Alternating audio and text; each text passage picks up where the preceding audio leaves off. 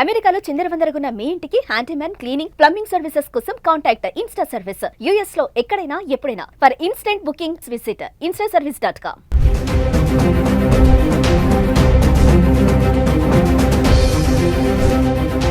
నమస్తే, welcome back to Suman TV. ప్రస్తుతం మనతో పాటు ఉన్నారు మేనేజ్మెంట్ కన్సల్టెంట్ సంపత్ సముద్రాల గారు. నమస్తే సార్. సార్, ట్రంప్ మనం చాలా వీడియోలో మాట్లాడుకున్నాం. ఇప్పటికీ ట్రంప్ చాలా నిర్ణయాలు తీసుకుంటున్నాడు. మరి birth right citizenship, illegal immigrants వద్దు, డెలివరీ టైంకి ఇక్కడికి వచ్చి ఆ పిల్లలకి బర్త్ రైట్ సిటిజన్షిప్ కోసం అని ట్రై చేస్తున్నా అని చెప్పి దానికి ఒక బ్యాన్ చేశారు. అది ఇంకా అవ్వలేదు, స్టేలోనే ఉంది.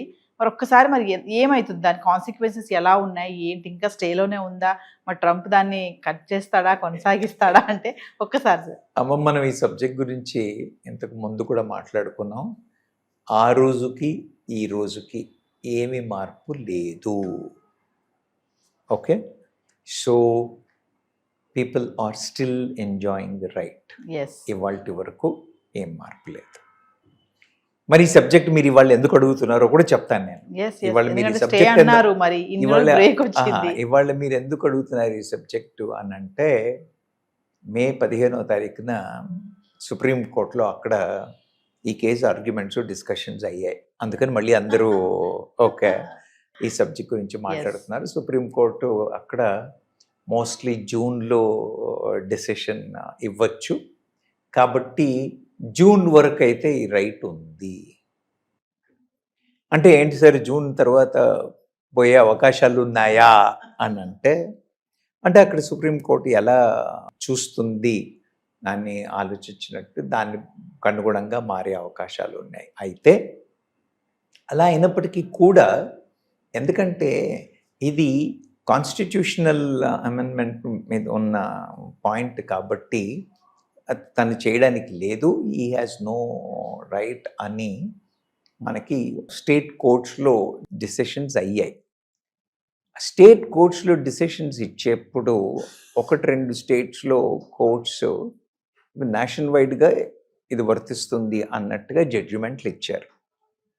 అయితే ట్రంప్ గారు గవర్నమెంట్ సుప్రీంకోర్టులో వేసిన కేసు ఏంటంటే, అవి స్టేట్ కోర్టులు అవి నేషనల్ పరంగా అని ఎలా రూలింగ్స్ ఇస్తాయి అని ఛాలెంజ్ చేయడమే తప్పితే బర్త్ రైట్ని వాళ్ళు అప్హెల్ చేశారా, డ్రాప్ చేశారా అన్న సబ్జెక్ట్ మీద కోర్టుకు వెళ్ళలేదు.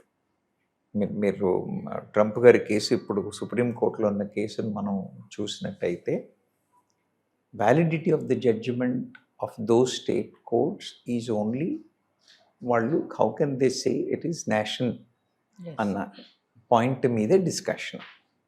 కాబట్టి ఆ జడ్జిమెంట్ వచ్చిన ఆ పాయింట్ మీదే డిస్కషన్ తప్పితే బర్త్ రైట్ మీద అన్న డిస్కషన్ కాదు. కాబట్టి అది ఇంపాక్ట్ అయ్యే అవకాశాలు తక్కువ. అంటే కంటిన్యూ అవుతుంది, రైట్ ఉంటుంది అనే బిలీవ్ చెయ్యాలి మనం. ఓకే, మరి కోర్టు ఏం డైరెక్షన్స్ ఇస్తుంది, కోర్టు ఏం ఒపీనియన్ ఇస్తుంది అని అనేది మనం జూన్ వరకు వెయిట్ చేయాల్సిందే. జూన్లో సుప్రీంకోర్టు డెసిషన్ తరువాత ఏం మార్పులు ఉంటాయి ఏంటి అనే దాని మీద డిసైడ్ అవుతుంది. ట్రంప్ తీసుకునే నిర్ణయానికి కోర్టు ఆమోదం తెలుపుతుందంటారా, వ్యతిరేకిస్తుందా? అమ్మ, ఎక్కడైనా కూడా కాన్స్టిట్యూషన్ ప్రకారంగా ఉండాల్సిన సబ్జెక్ట్ని ప్రతి ప్రభుత్వాలు, ప్రతి దేశంలో కూడా, భారతదేశంలో కానివ్వండి, యుఎస్లో ఎక్కడైనా కూడా కొన్ని రైట్స్ ప్రభుత్వాలకు ఇవ్వబడతాయి. అవునా? కొన్ని ప్రెసిడెంట్ ఇండిపెండెంట్గా చేయడం, కొన్ని పార్లమెంట్లో అప్పర్ హౌస్లోనో లోవర్ హౌస్లోనో డిసైడ్ చేయడం అనేవి రూల్స్ ఉన్నాయి. అవి ఫాలో అయినంత వరకు కోర్టులు ఏం చేయలేవు. అవి ఫాలో కానప్పుడు మరి ఒకసారి లా ఉంది, ఈ ప్రభుత్వాలే లాస్ ఎనాక్ట్ చేస్తాయి.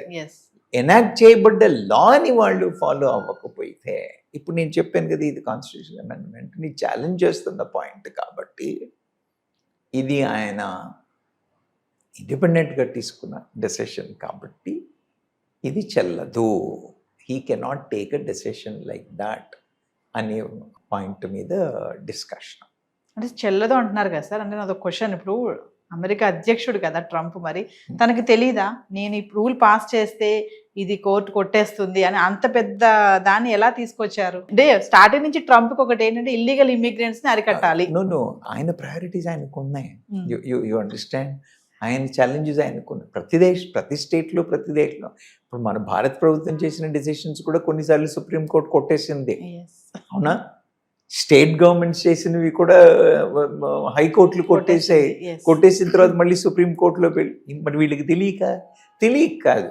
అప్పుడున్న వాతావరణం, అప్పుడున్న పరిస్థితి, అప్పుడున్న పొలిటికల్ సినారియో, వాళ్ళ ఎలక్షన్స్ ముందు ఇచ్చొచ్చిన ప్రామిస్లు, Yes. ఇవన్నీ ఇన్ఫ్లుయెన్స్ చేస్తాయి కదా. Yes. సో కనీసం ఇంప్లిమెంట్ అవుతుందా కాదా వేరే విషయం. అలాంటి అప్రోచ్ అతనికి ఉంది, ఈజ్ ఇన్ అవర్ ఫేవర్ అన్నదన్న పబ్లిక్ కి చూపించాలి కదా అతను, అవునా కదా? Yes, ఆయనకి yes. అలాంటి ఉద్దేశం ఉంది.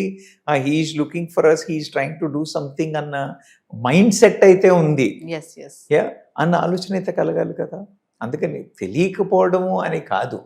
Okay, so everybody will try to do whatever best possible. కొన్నిసార్లు ఇలాంటి పొరపాట్లు లేదా డెలిబరేట్గా చూద్దాం, if it is not challenged అన్నట్టుగాను, because they are super powers. So అది నేను అంటున్నాను కదా, మన దేశంలో అవ్వలేదా? మన వాళ్ళు చేయట్లేదా? మరి మోడీ గారిని ఎత్తుతున్నారు, ఈజ్ ద నాలెడ్జ్ బ్యాంక్ అని అండి, ఇంకా what ever you talk about. మరి ఆయన డెసిషన్లు కూడా కోర్టులో ఛాలెంజ్ అవుతున్నాయి, అవ్వట్లేదా? Yes. అంతే, దానికి ఇట్ ఈజ్ సర్వసాధారణం. మనం దాన్ని క్వశ్చన్ చేయడానికి లేదు. ఆయనకి తెలిసి చేయడం, తెలియక చేయకపోవడం అని కాదు.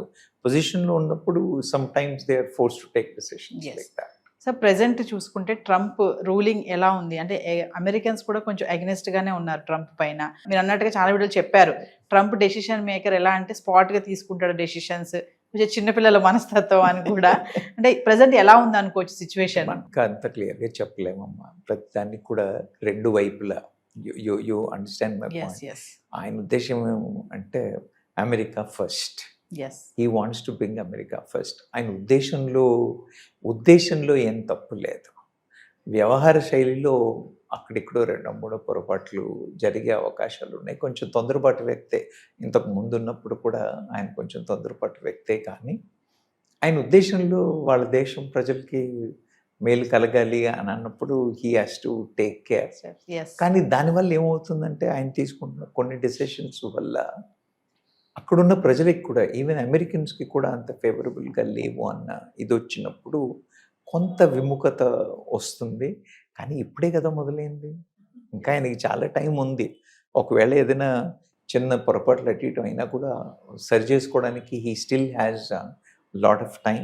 So we should wait and see without making a comment either this side or that side. We should wait and see. Further గా మరి అబ్రాడ్ ఎడ్యుకేషన్ కి వెళ్ళాలనుకునే స్టూడెంట్స్ మీరు ఏమైనా చెప్తారా? అమెరికా ఇప్పటికైతే నేనేమన్నానంటే, నేను లాస్ట్ టైం కూడా చెప్పాను, ఇక్కడ లేనట్టు అక్కడ ఏదో ఉందనుకుని పరిగెత్తాల్సినంత పరిస్థితి లేదు.